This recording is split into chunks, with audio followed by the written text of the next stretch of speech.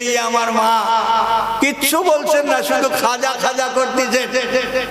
করতে করতে হঠাৎ করে মা বলতেছেন, বাবা আমার ছেলে যদি সুস্থ হয়ে যায়, কথা বলতে পারে, ভালো হয়ে যায়, আমার ছেলেকে তোমার রাস্তায় ছেড়ে দে। চিন্তা করেছেন? কার দরবারে তুমি মানত করতে গেলে? কার কাছে তুমি ওইগুলো কথা বলতে গেলে? সেই রাতেই, সেই গভীর রাতেই আমার মা বলছেন, এক ভদ্রলোককে দেখলাম, ভসত লম্বা, পায়ে খরম পরা, গেরুয়া পোশাক নয়, সবুজ কালারের পোশাক পরা, মাথায় পাগড়ি পরা আসছেন। চারিদিকে হাওয়া মিমি করে হাওয়া বইতেছেন, খুশবুতে চারিদিকে মাতোয়ারা হয়ে গেছে, আজমিশ্বরের নিস্তব্ধ এসেছেন। আমার মুখের মধ্যে কি করেছেন? মা বলতেছে, মনে হয় মুখের মধ্যে ফু দিয়েছেন, ফু দেওয়ার সময় তোকে ধাক্কা দিয়েছেন, দিয়ে চলে গেছেন। আর আমি তোকে ডাকতে গিয়ে তুই উপরে ছিলি, নিচে পড়ে গিয়ে মা মা বলে চিল্লিয়ে উঠেছিস। সেইখান থেকে আমি আমার জবান ফিরে পেলাম, সেইখান থেকে আমি আমার স্মৃতি ফিরে পেলাম। কার মাজারের তলায় বলতিস শিব ঠাকুর আছে?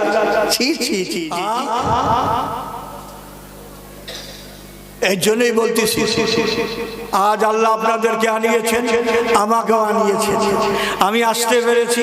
এই জন্য রব্বুল আলামিনের দরবারে লাখো লাখো শুকর আদায় করি। একবার বলি আলহামদুলিল্লাহ। তো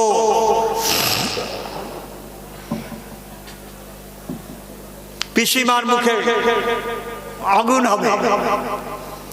বাপ চাচারা খুব চিন্তায় পড়ে গেল। একটা বোন মারা গেল, বড়ের বংশের মধ্যে বড়, প্রথম মারা গেল পিসিমা। তারাপদ চক্রবর্তীর 8খানা ছেলে, 3টা মেয়ে।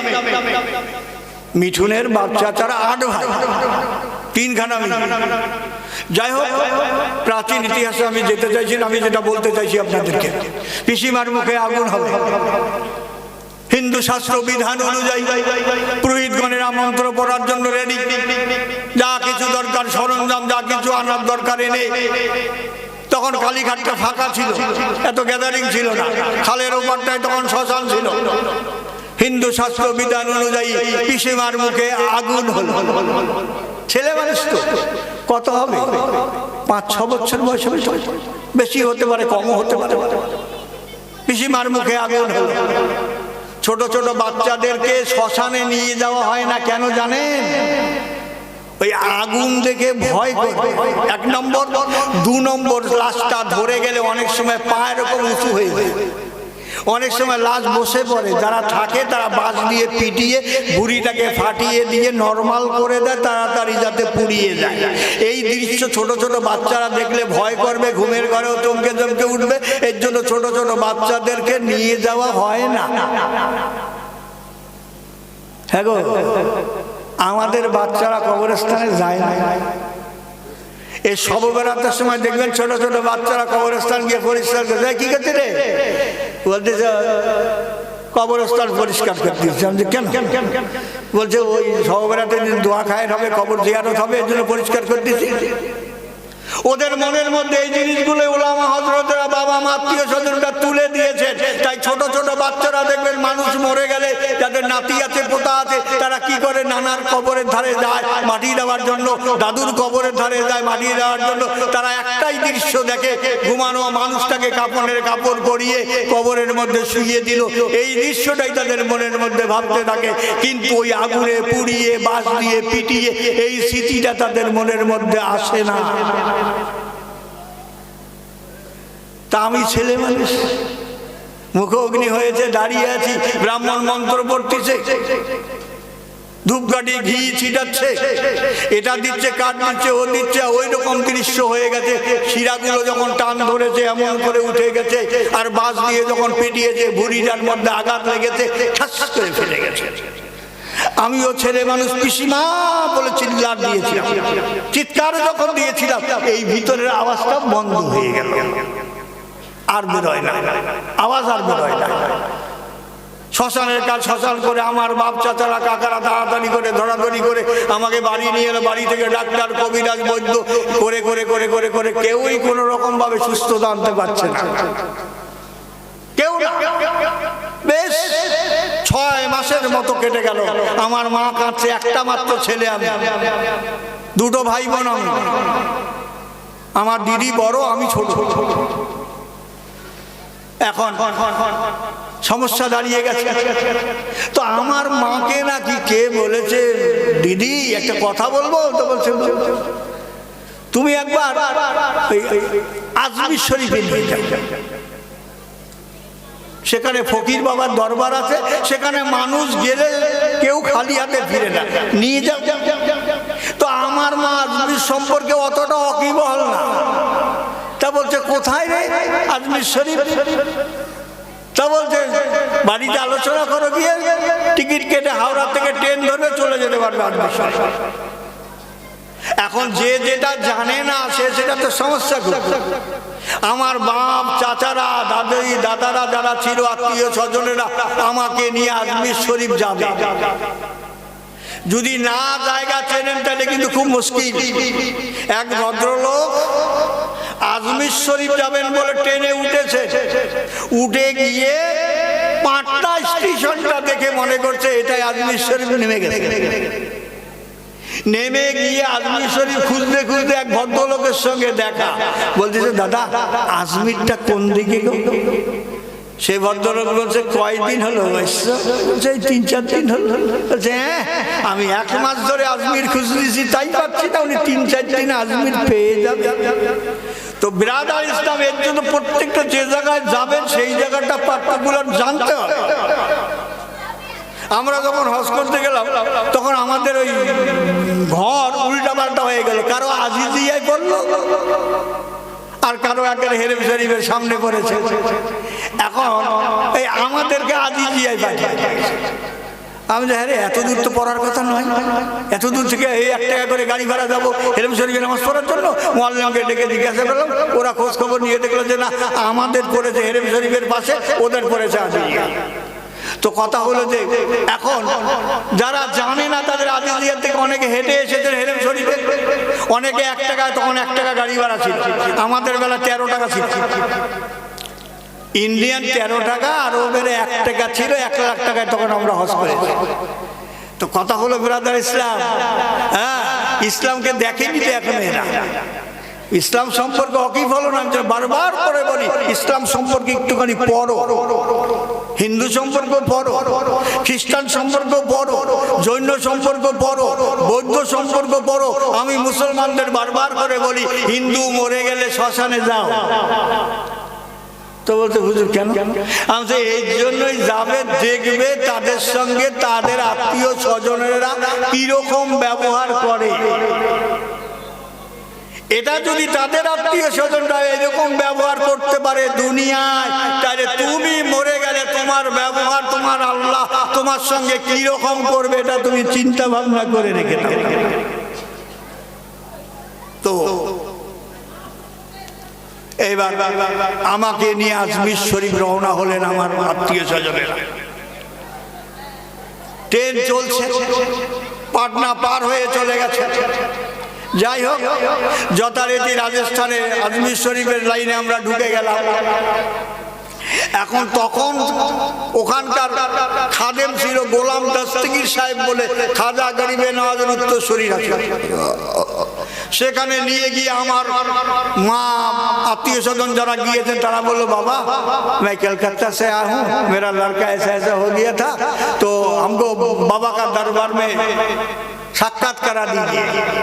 গোলাম দস্তগীর সাহেব বলছে দেখুন এখন দিনের বেলা মেয়ে ছেলে তো সেখানে ঢোকানো সম্ভব নয়, তো রাতের দিকে আপনাকে ঢুকিয়ে দেবো। গভীর রাত 12টা-1টা বাজে, তখন 3:30টায় ফজর ছিল। আমার মা আমাকে নিয়ে আমার দাদি আর আমাদের সঙ্গে যে বাপ চাচারা গেছে তারা ঘরের মধ্যে আরামসে ঘুমোচ্ছে, কিন্তু আমাকে নিয়ে টেনশন আমার মায়ের, আমার দাদা, আমার ঠাকুরমা। হ্যাঁ, তো যাই হোক, নিয়ে গিয়ে ভিতরে নিয়ে গিয়ে এক জায়গায় শুইয়ে দিয়ে আমার মা কিচ্ছু বলছেন না, শুধু খাজা খাজা করতেছেন। করতে করতে হঠাৎ করে মা বলতেছেন বাবা আমার ছেলে যদি সুস্থ হয়ে যায়, কথা বলতে পারে, ভালো হয়ে যায়, আমার ছেলেকে তোমার রাস্তায় ছেড়ে দে। চিন্তা করেছেন? কার দরবারে তুমি মানত করতে গেলে? কার কাছে তুমি ওইগুলো কথা বলতে গেলে? সেই রাতেই, সেই গভীর রাতেই আমার মা বলছেন, এক ভদ্রলোককে দেখলাম, ভসত লম্বা, পায়ে খরম পরা, গেরুয়া পোশাক নয়, সবুজ কালারের পোশাক পরা, মাথায় পাগড়ি পরা আসছেন।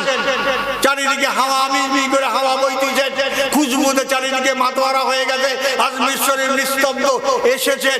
আমার মুখের মধ্যে কি করেছেন? মা বলতেছে, মনে হয় মুখের মধ্যে ফু দিয়েছেন, ফু দেওয়ার সময় তোকে ধাক্কা দিয়েছেন, দিয়ে চলে গেছেন। আর আমি তোকে ডাকতে গিয়ে তুই উপরে ছিলি, নিচে পড়ে গিয়ে মা মা বলে চিল্লিয়ে উঠেছিস। সেইখান থেকে আমি আমার জবান ফিরে পেলাম, সেইখান থেকে আমি আমার স্মৃতি ফিরে পেলাম। কার মাজারের তলায় বলতিস শিব ঠাকুর আছে? ছি ছি ছি ছি ছি। আমি গাধা দেখেছি, আমি মুরুক্ষ দেখেছি, আমি জাহেল দেখেছি, আমি জালিয়াতি দেখেছি, আমি শয়তান দেখেছি, আমি মুনাফিক দেখেছি, আমি মুশরিক দেখেছি, কিন্তু এমন গাধা আমি দেখি নাই যে গাধার রং হলো লাল। হ্যাঁ, আশ্চর্য ব্যাপার। পীর হতে বেশিক্ষণ সময় লাগে না।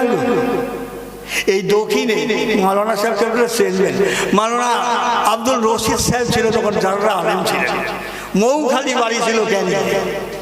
তো দক্ষিণের একটা জলসা উনি গিয়েছেন, আমিও গিয়েছি। তা আমাকে বলছে, এই সিদ্দিক, ওই তুই ঘরের ভিতরে গিয়ে বস, আর বারান্দায় হুজুর রয়েছে, দিনের বেলায়, দুপুর বেলা খাওয়া দাওয়া, রাত্রে জলসা।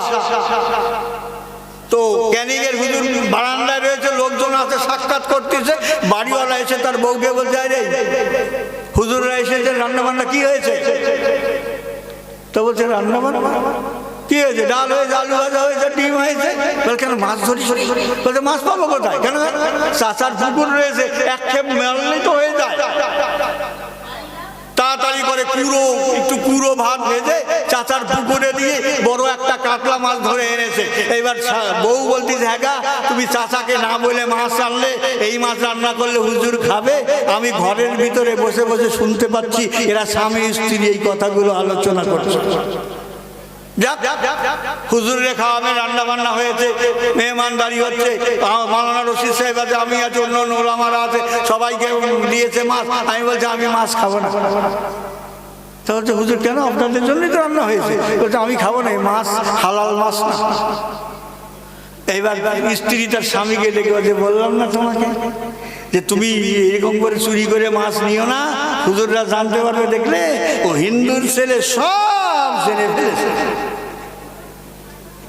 এই কথাটা চোখের পলকের মধ্যে গোটা গ্রামটা রটে গেছে যে ব্রাহ্মণের ছেলে আজগবি কথা বলতে পারে, হ্যাঁ, দেখলেই বলে দিতে পারে কোনটা কি। চিন্তা করেছে? তো কিছু কিছু জিনিস আছে যাচাই করতে হবে, কিছু কিছু জিনিস আছে বুঝতে হবে, দিমাগ লাগাতে হবে, ব্রেনকে জিজ্ঞাসা করতে হবে, মাথাকে জিজ্ঞাসা করতে হবে যে এই যে কথাটা বললো, এই যে কাজটা করলো, এই যে দিনের কথাটা বললো, এই যে নবীর কথাটা বললো, এই যে হাদিসের কথাটা বললো, এর দ্বারা আমার কোনো কল্যাণ হবে, এর দ্বারা আমার জিন্দেগির ভালো হবে কি হবে না, এর দ্বারা আমার আখিরাতের ভালো হবে কি হবে না। যদি আপনি আমি বুঝতে না পারি তাহলে কিন্তু সর্ব বরবাদ হয়ে যাবে। আমাকে নিয়ে আমার বাপ চাচারা ফিরলেন, ফেরার পরে আমার মা ভুলে গেলেন আমার ওই কথা। বাপ চাচারা দেখলেন ছেলে তো লাইন ভালো নয়, তাড়াতাড়ি করে আমাকে টোলে পাঠালেন, যেখানে আপনার ছবি দেখালাম। হিন্দু শাস্ত্র পড়াবার জন্য আমি যাতে মুসলমান ধর্মের কথা জানতে না পারি, বাপ চাচার ওই ছোটবেলায় আমাকে টোলে পাঠালেন এলাহাবাদে। সেখানে আখড়া বলে একটা জিনিস আছে, জুনু আখড়া, নির্মল আখড়া, নির্মোহী আখড়া। সেখানে হিন্দু ধর্ম শিক্ষা দেওয়া হয়, আর ওই হিন্দু ধর্ম একমাত্র শিখতে পাবেই ব্রাহ্মণেরা। আদার্স অন্য কোনো কমরা সেখানে ভর্তি হতেও পারবে না, পড়তেও পারবে না। যেমন আমাদের দেশের মাদ্রাসাগুলো আছে, যে কোনো মানুষ, যে কোনো লোক সেখানে গিয়ে ভর্তি হয়ে কোরআন হাদিস ইজমা কিয়াস পড়াশোনা করতে পারে কি গো পারে না বাধা নেই আবার এখন আমরা আমাদের মাদ্রাসাগুলো অনেক ফ্রি ব্যবস্থা হয়ে গেছে যাতে গরিবের ছেলে মেয়েরা লেখাপড়া করতে পারে যাই হোক আল্লাহ পাকের মঞ্জুর সব কাহিনী আমি আপনাদের শোনাতে পারবো না মেন দু চারটা কথা আপনাদেরকে আমি শোনাচ্ছি হ্যাঁ আমার টাইম 11টা 10:30 বাজে আমি আর কিছুক্ষণ বলে একটুখানি আপনাদের কাছ থেকে দোয়া নেব দোয়া নিয়ে চলে যাবো বাকিটা আল্লাহর মর্জি তো যে কথাটা আমি বলতে চাই যে আমার কথাটা মাথায় রাখবেন ধর্ম যাচাই করবেন ধর্ম চিন্তা ভাবনা করবেন ধর্ম জানবেন ধর্ম বুঝবেন হুট করে কে এসে বলল এটা করলে কেন ওটা করলে কেন ওটা করলে কেন এই মতের মধ্যে যাবেন না মনের মধ্যে যদি কোনো জিনিস সন্দেহ হয় ওলামাদের জিজ্ঞাসা করবেন আলেমদের জিজ্ঞাসা করবেন মসজিদের ইমামদের জিজ্ঞাসা করবে ক্লিয়ার হয়ে যাবে আমারই কোনো খটকা যদি বেঁধে যায় আমি এক জায়গায় থাকি আমার তো ফ্যামিলি নেই আমি একা থাকি তো সেখানে একটি মেয়ে 100টার মতো পরকিয়া করেছে ভালো করে বুঝবেন কথাটা 100টার মতো পরকিয়া করেছে শুনেছে আমি অমুকের ছেলে অমুক এই করেছে ওর মনের মধ্যে একটু গাওয়াই দিয়েছে যে আমি হয়তো কোনদিন মরে যাব যদি ওই হুজুরের কাছে তওবা করে নেই তাহলে আমার জিন্দেগির গুনাহগুলো হয়তো মাফ হয়ে যেতে পারে আমাকে বাবা বলে আমাকে বাবা বলে তা বাবা যখন বলেন মেয়ে সম্পর্ক আমাকে বলতেছে আমি তো অনেক গুনাহ করে ফেলে দিয়েছি এই গুনাহগুলো করেছি আপনি আমাকে তওবা তিল্লা পড়িয়ে দেবেন ভালো কথা এই কথা আলোচনা করতে গিয়ে বলতেছে আমার স্বামীকে আমি ছেড়ে দিয়েছি আমার স্বামীও আমাকে ছেড়ে দিয়েছে আর বিয়ে শাদী করেনি তওবা তিল্লা হয়নি হিলা হয়নি আমি আবার সেই স্বামীর ঘর এসে করতেছি ভালো করে বুঝবেন মশলাটা তো আমি বললাম যদি তাই তোর ফর্মুলা হয় তো তওবা হবে না তো তওবা কি করে করাবো তুই এখানে কি করতেছিস তুই বিয়ে করেছিলি তোর স্বামীকে তুই ছেড়ে দিয়েছিস তোর স্বামীও তোকে ছেড়ে দিয়েছে তারপরে তোর আর বিয়ে শাদী হয় আবার তুই সেই ছেলের কাছে এসে স্বামীর মতো করে থাকতেছিস খাচ্ছিস তোদের হিলাও হয়নি তোদের বিয়েও হয়নি তোরা এইভাবে চলতেছিস যতক্ষণ পর্যন্ত তোদের হিলা না হবে ততক্ষণ পর্যন্ত তোকে তওবা পড়ানো যাবে না এই অবস্থায় যদি মরে যাস আল্লাহ জিজ্ঞাসা করবে না কি করে এসেছিস তবে তুই যদি বলিস তাহলে আমি ওলামা হযরতদের সঙ্গে কথা বলি যারা মুফতি আছেন তাদের সঙ্গে কথা বলি তোর বিয়েটা করিয়ে দেবো হিলাটা করিয়ে দেবো ব্যাস এতেই গেলেন চোটে এতেই গেলেন রেগে ব্যাস দ্বন্দ্ব বেঁধে গেল আমার সঙ্গে হয়ে গেল এই কথাটা কি আমার বাবার কথা না আমার মায়ের কথা আমার বাপ লিখেছে না আমার মা লিখেছে হ্যাঁ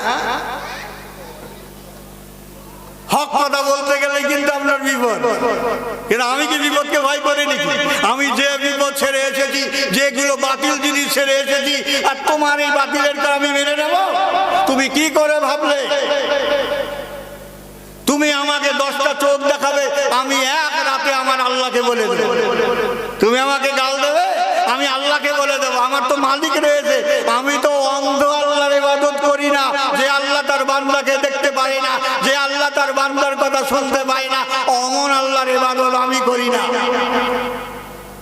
কারণ আমি জানি আমি ওগুলো ছেড়ে এসেছি আমার ঠাকুরমা কালীঘাটে পুজো দিতে যাবে পুজোর থালাটা আমার হাতে দিয়েছে আপেল আছে কলা আছে শাকালু আছে এটা আছে সেটা আছে চল তা বুড়ির সঙ্গে মিঠুনের মায়ের কথা বলতেছি মিঠুনের মায়ের সঙ্গে যাচ্ছি মিঠুনের মাও যাচ্ছে পিছে পিছে আমি আর মিঠুনের মা আগে তো খিদে লেগেছে ছেলে মানুষ কলাটা ছিলেছি খেয়েছি আপেলটাও খেয়েছি দুটো বাতাসা ছিল সেটাও খেয়েছি দুটো নকুলদানা ছিল সেটাও খেয়েছি মন্দিরের সামনে গিয়ে বুড়ি বলতে দে থালা দে এবার প্রসাদগুলো কি করলাম খিদে লেগেছে খেয়ে ফেলেছি ও মাটির ঠাকুরকে দিলে কি খাবে ও আমি খেয়েছি জিন্দা ঠাকুর অসুবিধা হবে না ব্যাস বুড়ি গেল ছোটে বুড়ি রেগে গেল তো আমার কথা বেরাদা ইসলামে তো লজিক আনতে হবে আমি সেই জায়গাগুলো ছেড়ে দিয়ে এসেছি কিন্তু আমি যাকে ধরেছি আমার আল্লাহর সঙ্গে তো কথা হয় আল্লাহকে তো বলি, হ্যাঁ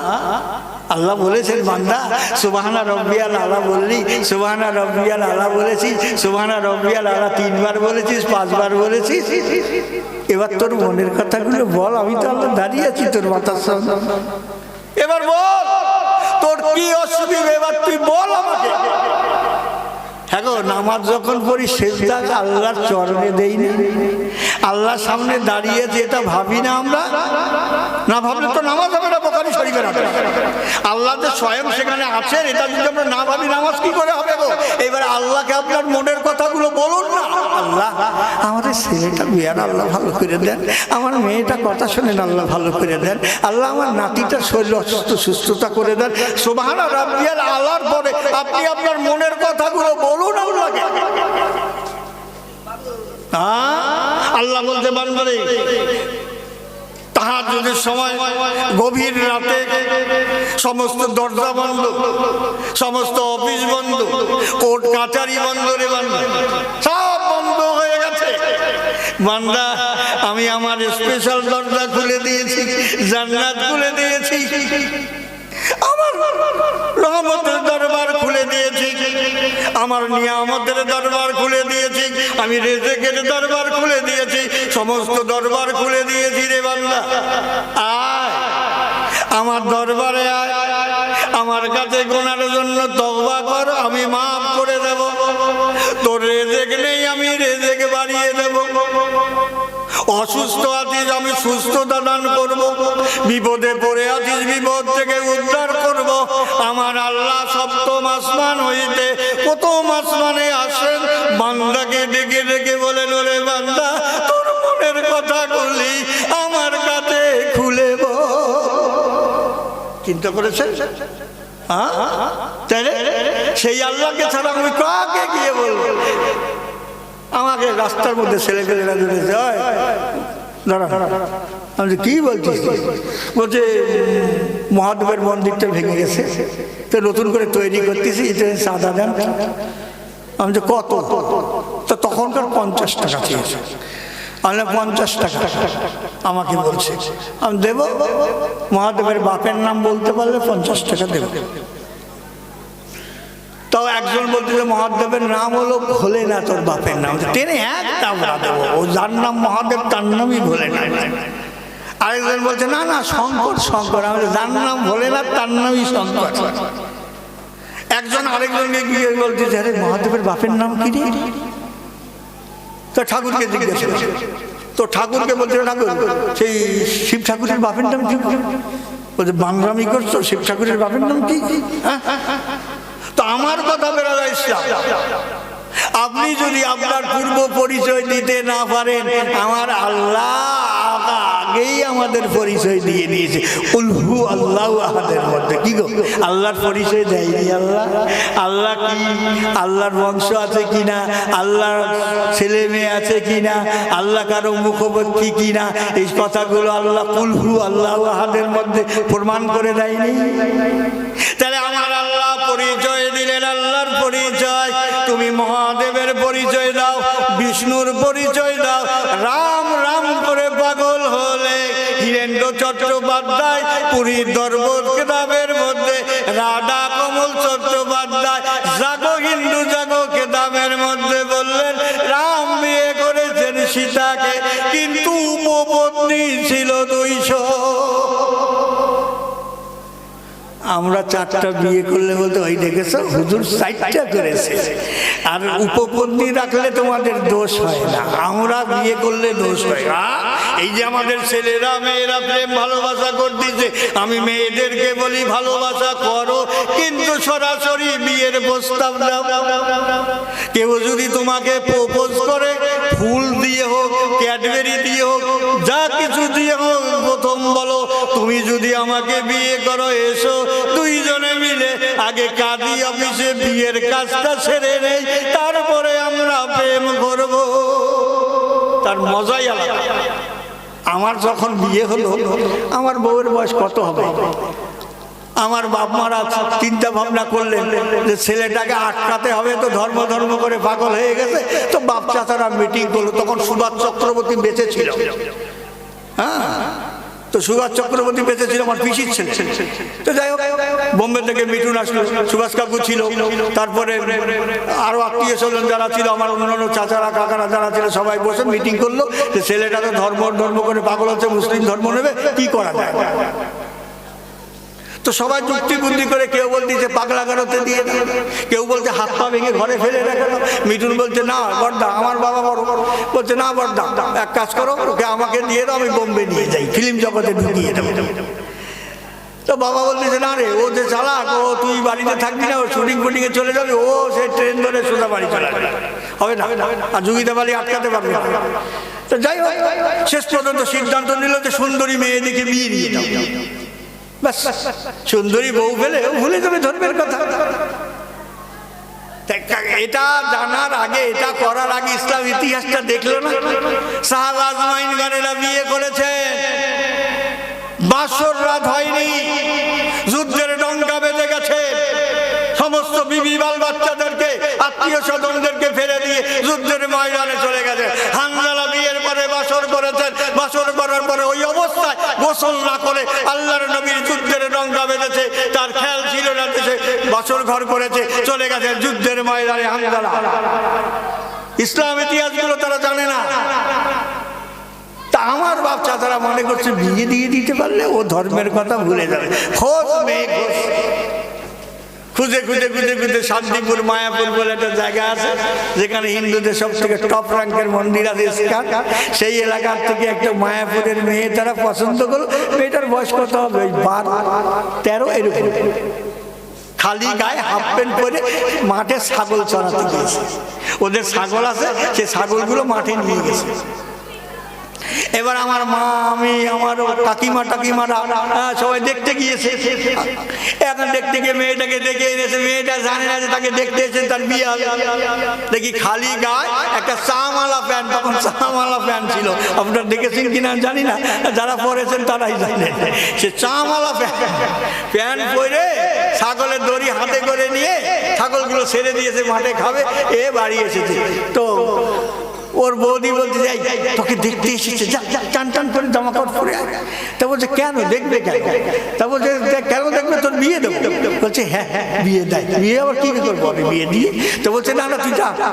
তো এত ছোট মেয়ে ছিল, আমার দেখে আমার মা পছন্দ করলো, দেখতে খুব সুন্দর ছিল, নাম ছিল পুষ্পা, পুষ্পরানী নাম ছিল।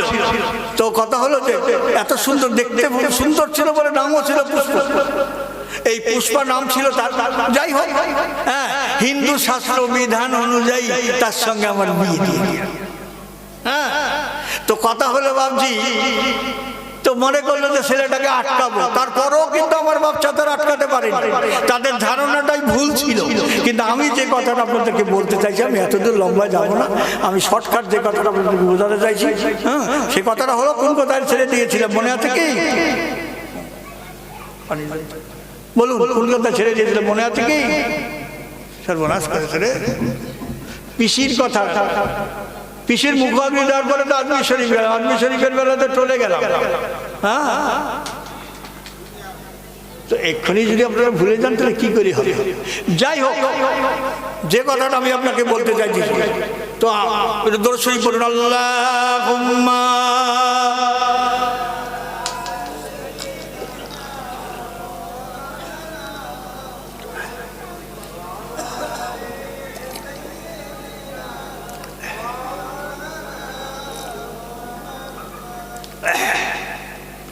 ওই তালাকের মশলাটার কথা বলছি, যে তালাকটা এইরকম ভুল ত্রুটি আমাদের মধ্যে যদি থাকে তো সংশোধন করে নেবেন, তা না হলে যা খাবেন 40 দিনের ইবাদত শেষ।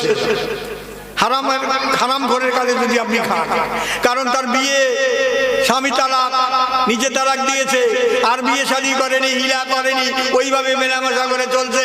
ওর মেলামেশায় যদি বাচ্চা হয় তাহলে যারও সন্তান হবে। বসিরহাটে আল্লামা হুজুর কেবলা তার ফতোয়া কেতাবে আমিনিয়ার মধ্যে ঘোষণা করে দিয়েছে। তো ব্রাদার ইসলাম, তো কথা হলো এই কথাটা বলতে গিয়ে তার সঙ্গে আমার দ্বন্দ্ব বেঁধে গেল। কেন বলবো, কেন বলবে আমাকে? আমি যা খুশি তাই করবো, তার বলার কি দরকার? আরে তার বলার কি দরকার? মানে এক মুসলমান মুখে দাঁড়িয়ে সিগারেট খাচ্ছে বাসের মধ্যে, টান দিয়ে সিগারেটটাকে নিয়ে ফেলে দিয়ে এরকম করে দুমড়ে দিয়েছি, খালি আমার মুখের দিকে তাকিয়েছে। আর শোনা, আমাকে চেনো? কলকাতার টপ র্যাঙ্কের মাস্তান ছিলাম আমি, রাজু চক্রবর্তী, সেই লোক তো আমি। তুমি এই যে যেভাবে সিগারেট বিড়ি খাচ্ছ বাসের মধ্যে, এক অন্যায়। তার মধ্যে চেহারাটা তোমার মুসলিম চেহারা, মুখ ভর্তি দাড়ি বিড়ি খাচ্ছ। এই চলতি গাড়ি থেকে কিন্তু ধাক্কা মেরে কিন্তু ফেলে দেবো, চেনো না আমাকে? আমার ফেসটা আল্লাহ এক পিসি তৈরি করেছে, দেখে রাখো। হ্যাঁ, তারপরে বন্ধ করে দিয়েছে আল্লাহ, এরকম মডেল আর তৈরি করবে না। বয়স আমার কম হয়নি, চুলদারি সাদা হয়ে গেছে। হক কথা, যতদিন আল্লাহ আপনাকে আমাকে বাঁচিয়ে রাখবেন, যতদিন আমার সামনে অন্যায় করবে আমি বলবো, আমি অন্যায় করলে আপনি বলবেন। আমার শিক্ষার অনেক জিনিস জানা আছে।